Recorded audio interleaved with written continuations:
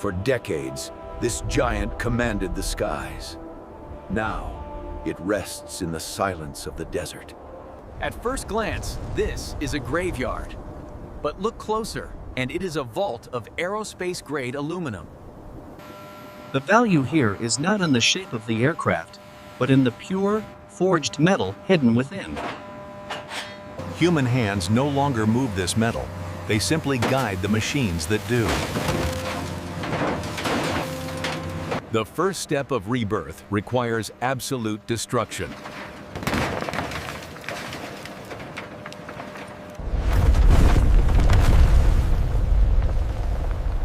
Gravity finishes what the machine started.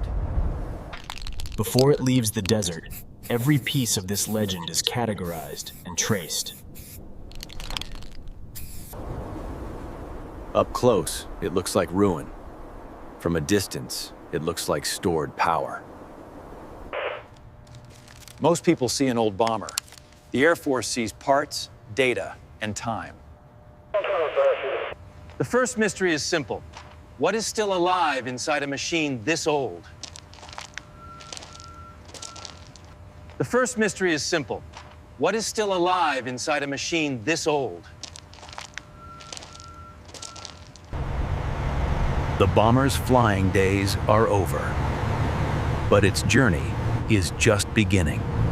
What enters these doors is military history. What leaves will be something entirely new.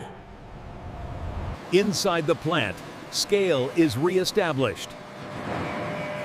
The giant is prepared for the shredder. The path to perfection starts on the conveyor belt of chaos. Once the metal reaches the throat of the machine, its original shape stops mattering. Aerospace alloys are incredibly strong, but they cannot fight physics. To make the metal manageable, the air and empty space must be squeezed out completely.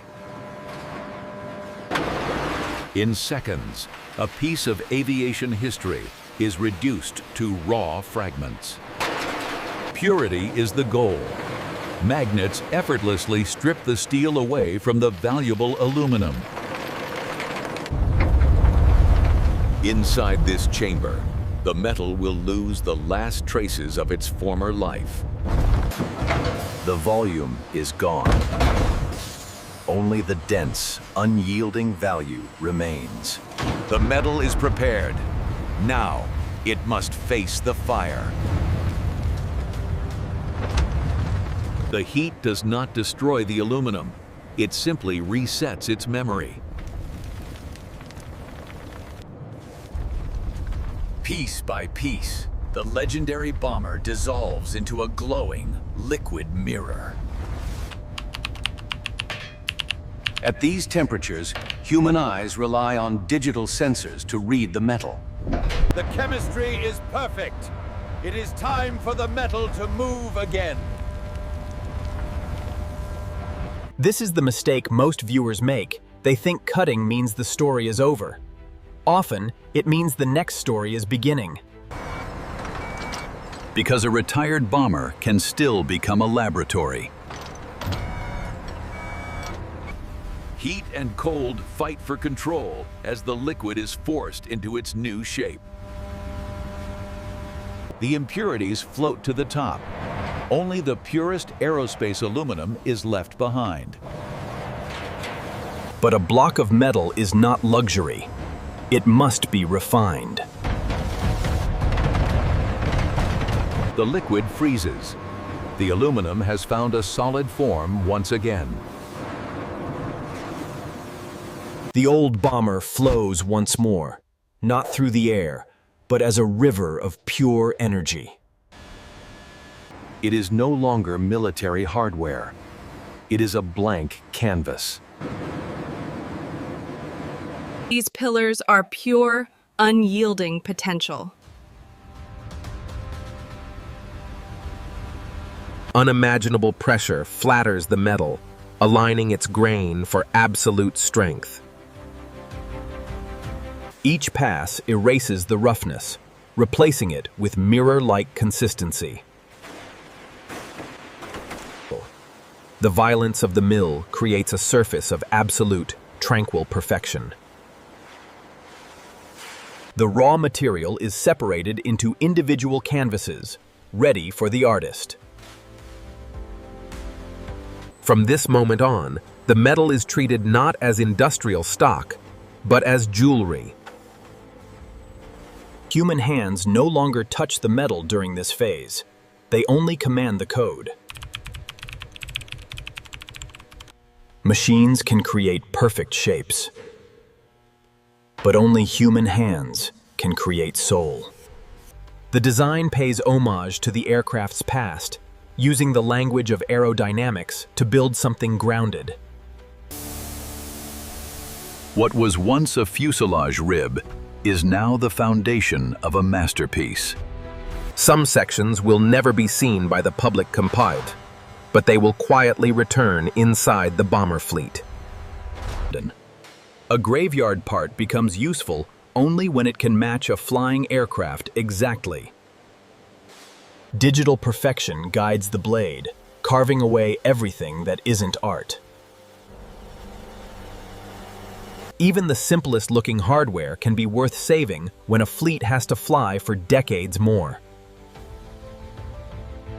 A single fitting can save months if the active fleet no longer has easy replacements.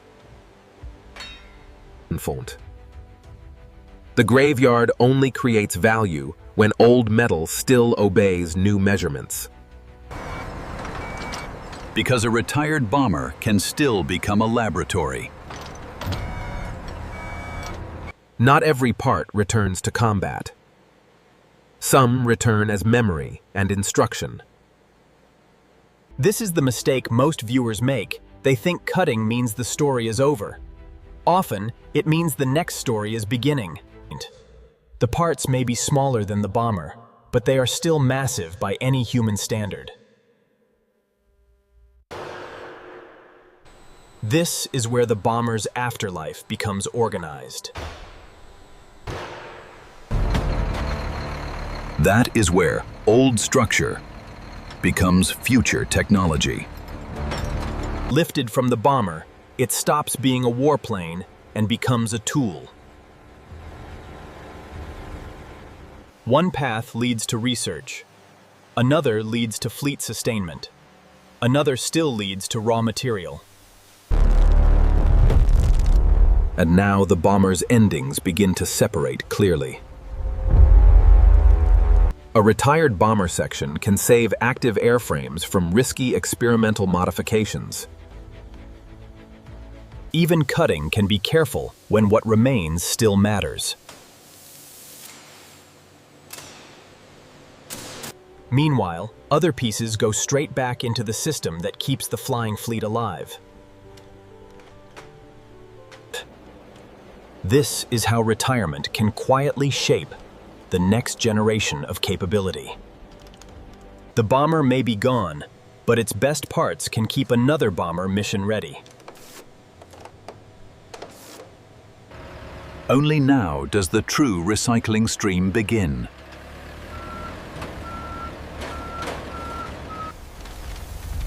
Even the final act still protects what remains valuable. One bomber ends so another can keep flying.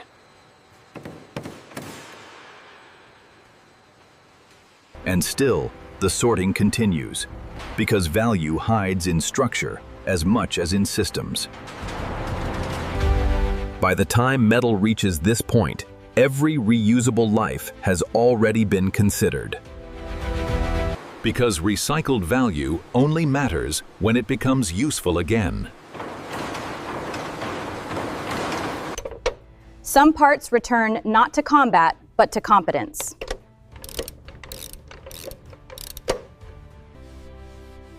In old aircraft, history can be as carefully preserved as hardware. What was once part of a strategic bomber may now re-enter the world in much quieter roles. Old airframes can still reduce risk for future systems. They also buy knowledge.